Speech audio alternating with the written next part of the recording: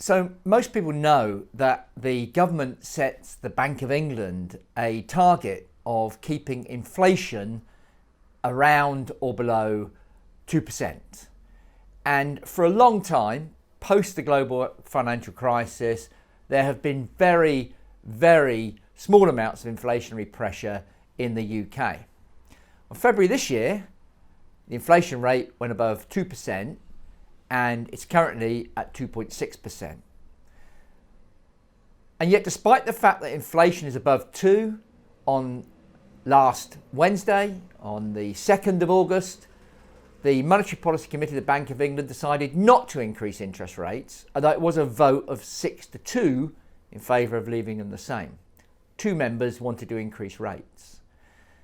When you look at the inflation report that the Bank of England published on Thursday, 3rd of August, and it publishes these every quarter, you see some really interesting things.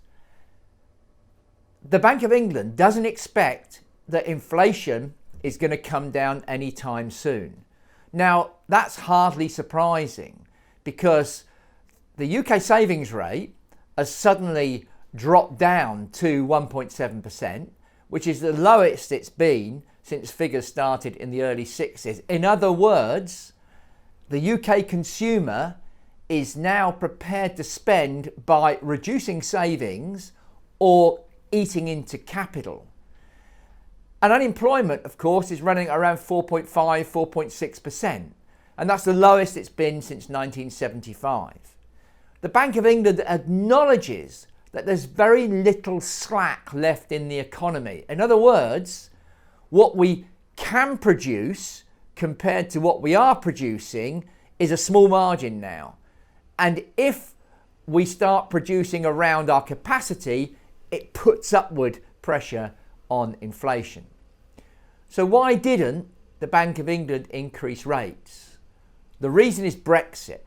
It doesn't mention it specifically, but it refers to the UK moving towards its new international trading arrangements, and that these will create, this move to these new arrangements will create difficulty for families and real spending.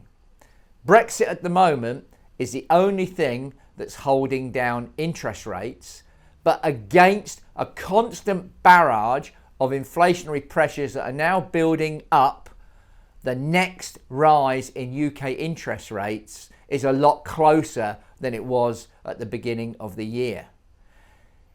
If rates go up, it may have an effect on equity markets, and we're being cautious. But if long-term rates start to go up, it's an unmitigated disaster for the bond market, and anybody holding long-dated UK gilts needs to be aware.